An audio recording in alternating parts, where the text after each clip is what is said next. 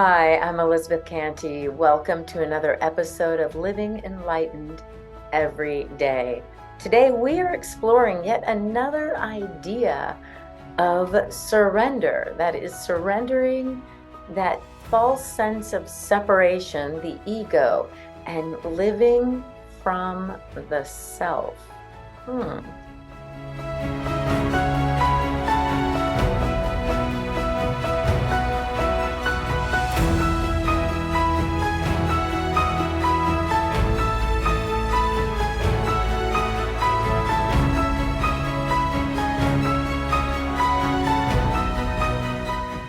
I'm Elizabeth Cantey, and I help people love their life and live their passion.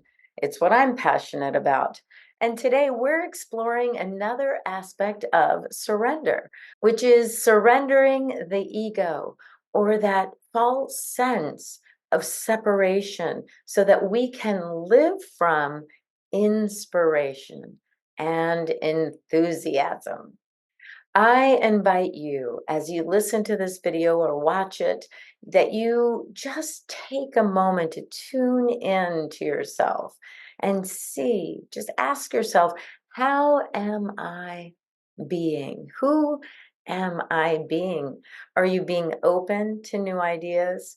Open to new possibilities, open to a new expression of who you are in this world, and open to creating a life you love and are passionate about. Because how we are being is everything.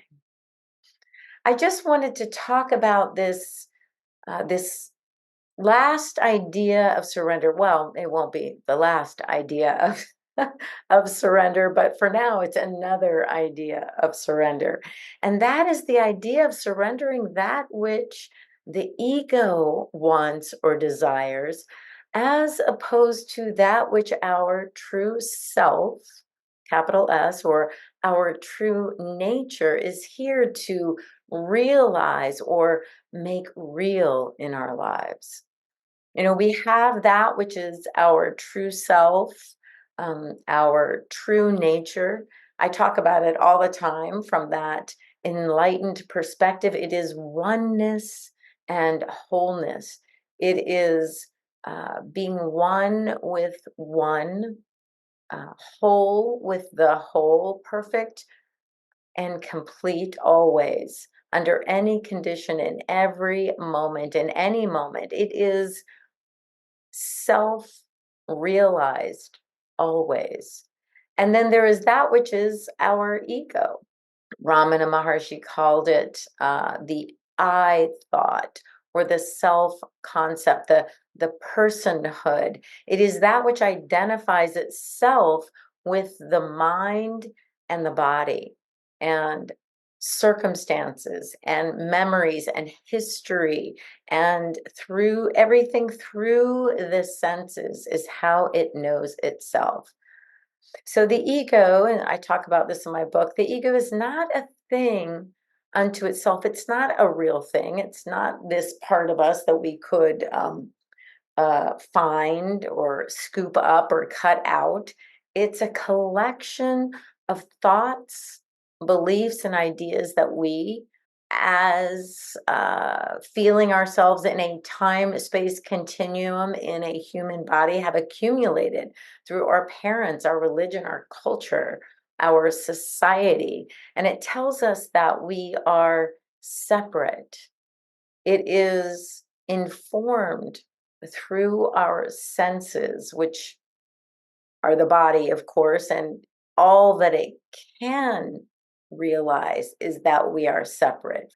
When we hear a sound, it's our belief that that sound is over there. It is separate from us, this body. When we see a body, our senses tell us that that body that we are perceiving is separate than we are. And we've identified the fact that our God, in most cases, that entity that we believe is creator of this world and of ourselves, is at an infinite distance from who and what we are, because this is not God. God must be way up there, out there. It is the ego, it's our false sense of separation. It's false because as we sink into the truth of our being, which, as Jesus tells us, it is within, it is at hand now. We go into our closet and we sit still and we know. We move into non duality. We begin to understand that there is only one essence. Every religion has this idea at its core. There is only one life, one God, one spirit, one thing. And we call it God, Allah, Brahman, consciousness, the unified field, infinite creativity, and more and more and more names. They're all just symbols of one, not two. Oneness, not duality. In my life, to experience the peace that passes all understanding is to give up, you surrender the needs and desires of the ego. And it's important then to distinguish between what are the needs and desires of the ego as opposed to any other need or desire, right? Uh, I distinguish between that which is something that this separate sense of being wants or needs versus our highest self expanding and moving, always expanding towards our highest good and the highest good of everyone around us. It is our, I call it self expression with a capital S. You know, Jesus said, seek first the kingdom of heaven, and all else will be added to you. My take on this, as I describe it in a couple of podcasts and in my book, is the highest law of attraction that there is. For me, it's also the simplest. And that is that as we turn within, you know, Jesus said, the kingdom of heaven is within, it is at hand now. He said, go to your closet, pray, and be silent. And it is in that silence, in that space of what we could call meditation, that we sense and know ourselves as unlimited and eternal.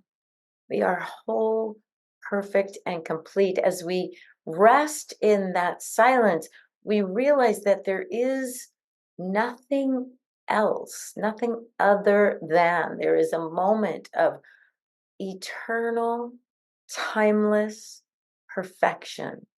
It is in that expansive moment that we realize that the peace and the love and the joy, the creativity that we want to experience in our lives is already within us. It is who we are. It is what we are. It is our divine inheritance. It has already been given. And it can never be diminished. It can never be taken away. Sometimes I talk about it as if it were that empty, spacious sky full of light. And no matter the storm or the clouds, whether it's a category 5 hurricane or those wispy, beautiful little clouds, neither of those affect the sky itself. Just as the storms of our lives, the disappointments, the breakups, the betrayals, the financial distress, the folded businesses, the mistakes, whatever those clouds or storms are, they never damage or diminish in any way the spaciousness or the beauty of the sky itself. So we can think of the activity of life as the clouds. They are the substances that are moving in and out of our life. It is, you know, the body changing, the people coming in and out of our lives, the ideas coming into and out of our lives, the thoughts, the emotions, the feelings, the financial abundance. They rise and then recede and dissolve in our conscious awareness. In other words, we are the awareness that knows of all the things that are coming and going, all the clouds that are passing through the sky of our awareness. So when we have a desire that comes from a sense of separation, that sense of lack, a sense of comparing ourselves to others, not enoughness. We are seeking validation. We're seeking approval. We're seeking to be better than, or to be worthy of, or even to punish ourselves because we're guilty, or to have a sense of security in our lives. Because we don't realize that we already are the children of God itself, the emanation of the divine spirit. We were created in wholeness and perfection. Ye are gods and children of the Most High. We are more than worthy. We know this because we are. We are, and the only way we can be is that which already is, the all that there is, created us, right? Therefore, I believe when we are resting in our true nature, in our true sense of self, with that capital S, we receive inspiration. And what is inspiration but being in spirit? We become enthused, which is in theos, in God, in spirit. And we are divinely guided to being and doing that which is ours to do, with no comparison and no precedent, nothing that has preceded in our lives, in our history, in our culture's history, in our family's history. None of that has any relevance on what we can do or should do or are capable of doing. In other words, we are free as we surrender all of that to allow what is new and inspiring. And we get that energy that we call enthusiasm to do that which we are called to do. All it takes is to be still and know. Isn't that crazy? We don't need another degree. We don't need to learn another software system. We don't need to change anything except providing ourselves with the time, the energy, and the space to be still and know that I am God. We have been given these words over and over and over again by every spiritual teacher who has ever walked this planet, and some that are transmitting through channels and channeling. We're asked to be still and know. So what does it take to be still? Almost nothing, right? And many of us lead our busy lives, and last on the list is being still. It's the last thing we say. I don't have time for that. Who has time to be still? And yet, for me, and I think for many mystics and enlightened people, that's their first priority. That's number one on the list of things to do. And I use my little air quotes because it's being in stillness. It's being one with, one in, one as all that there is. And that is the knowing that comes.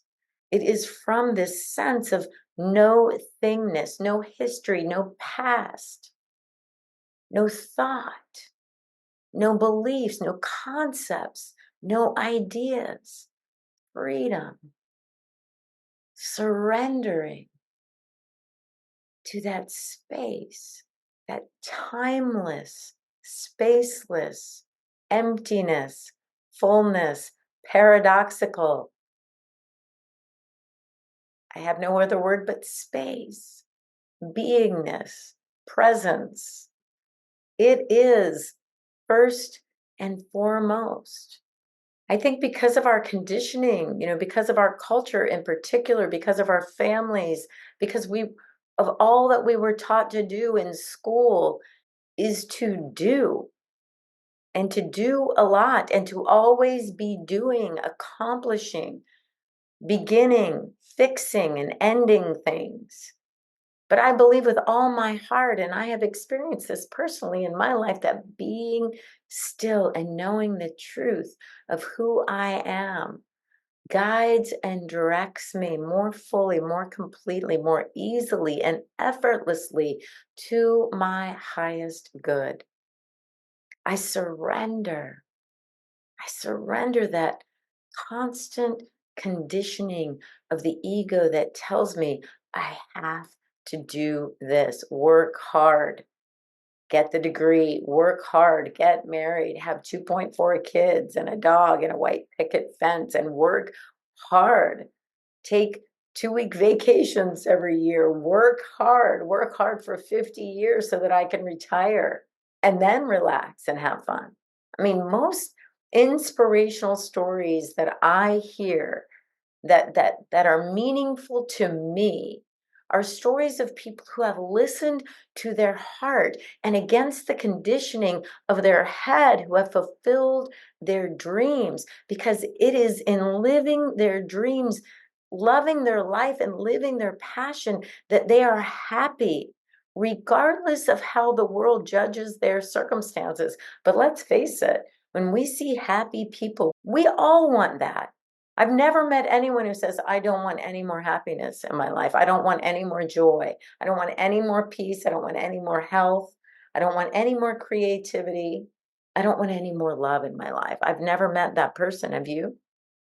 It's in following our bliss in every moment that we live a happy life. We find that 10 years or 3 years or a year, we don't let that time go by and say that was a miserable 5 years working in that company with those people, or doing that job, or not doing this other thing that I know I am inspired to do. When we follow our bliss, we are happy.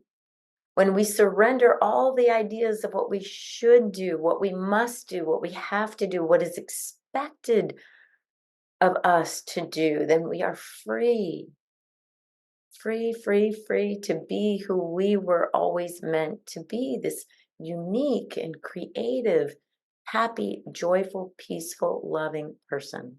And this is probably the hardest surrender, right?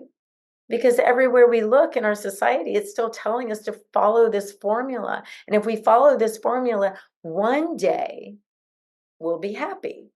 If we work hard, if we get married, if we have 2.4 kids, one day we'll be happy. One day we'll be rewarded. But the fact is, or the truth is, the truth is, we can be happy at each and every moment that we choose happiness. We can be in love and experience love each and every moment that we choose love. We can be peace and experience peace in each and every moment that we choose to surrender to peace. It is who and what we are. It is within. It is right here, right now. We can make a list, and I recommend it, of all the things that we want: the red Ferrari, the house on the ocean, the new relationship or the better relationship, the new job, retirement, the country club membership, a new boat, whatever it is. We want it because we think ultimately that it will make us happy. I'd be so happy driving in my red Ferrari. I don't even know what a red Ferrari looks like, I don't think. But whatever that is for each of us, the house on the ocean, I know what that looks like. I'll be so happy when I'm living on the house on the ocean. But what does that lead us to? That I'm not happy now. That's literally what we're telling ourselves. I'm not happy now. I'll be happy when I get the house on the ocean, or the bigger house, or the bigger apartment, or the new car. I'll be happy with something outside me will make me happy. Whatever it is, we want it because we think it will make us happy. The ego can only believe that something outside of it will make it happy because it can only conceive of itself as separate. It is separate from joy, peace, love, and happiness. It is literally a sense of separation. It can never be a sense of wholeness. Therefore, when we surrender the ego, the conditioning, the past beliefs, then we are able to experience the love and the joy and the peace, the creativity that we are right here and right now for no reason. It's because it is who and what we are. The amazing thing is that also when we become empty from past conditionings, as we surrender into the no thingness, the vast, empty, spacious sky, we become in from that silence, from that stillness, we become inspired and enthused. New ideas come. And when we act on these new ideas, whether they are simple, like call your mother or call a friend from college, or whether they are big ideas, like get your car and drive to the retreat in Sedona, we're guided and directed into an expanded way of being. And the synchronistic events that happen because we are acting on an inspired thought. And our energy is that of enthusiasm. It is the creative energy. We are attracting to us that which we need to fulfill. Sometimes we don't even see what the point of the journey is, but we're taking one step. It's like when you drive from Ponte Vedra Beach to Sedona, and it's the middle of the night, your headlights can only see so far. They can only see, the curve in the road or a couple of 100 feet, whatever that is. We don't have to see the end. We just have to see the next step, the next turn, the next uh, crossroads. That's all we need to see when we're in that place of surrender, surrendering to the inspired thought, being open, being surrendered, being in love and peace and in joy. We're guided and directed into that expanded way of being. And what I mean by that is more love, more peace, more joy, more creativity. And that more is just compared to what we were last year, last month, yesterday. Who doesn't want that? Isn't that really what we're always seeking? More love, more peace, more joy, more creativity, more abundance, more health, more wealth, more well-being. Isn't that why we're doing anything? I mean, the people that are working hard, they're doing it because they really believe on some level that one day they will be rewarded. And sometimes in some cultures, including ours, the reward comes when you die, after you die. Why wait? The kingdom of heaven is here and now. When we are guided and directed by the ego, it is by definition not spirit directed. We are not guided by the divine. The ego can only know history. It can only know what has happened before. It can only know what we've known before. True inspiration comes from the unknown, the unexpected, the unrealized. So I invite you this week to get out a journal, spend some time being still and knowing the truth of your being, your true nature. In this stillness, there is that voice that is so clear. It's so simple and so powerful. And yet, as I've spoken about, sometimes it's so unfamiliar that it is uncomfortable. And we have learned to doubt it. We've learned to say, ah, that's silly. That's a silly idea. And so we don't pick up the phone. And so we could never know what could have been. But I'm inviting you to step into that which is uncomfortable. I talked about it last week or the week before, that being uncomfortable is just another feeling to surrender to. Allow yourself to be uncomfortable. It is in that place where miracles happen because it's unknown, unfamiliar. Let's step into the miracle, surrendering the the sense of separation, the sense of lack and limitation, the sense of not being worthy, of not deserving, of not being enough. We surrender it all. We become still and know. And in that knowing, miracles happen. I invite you this week to surrender. Surrender again and again and again. It's okay if it's uncomfortable. Surrender that. Just be still and know I am with you always. And allow in that silence, that voice, the divine guidance that is who and what you truly are, to lead you to more love, more laughter, more joy, more peace, more clarity. Love your life.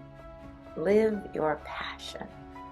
If you like this, please hit like and subscribe and share it with a friend. Maybe they are ready to love their life and live their passion like you. Peace.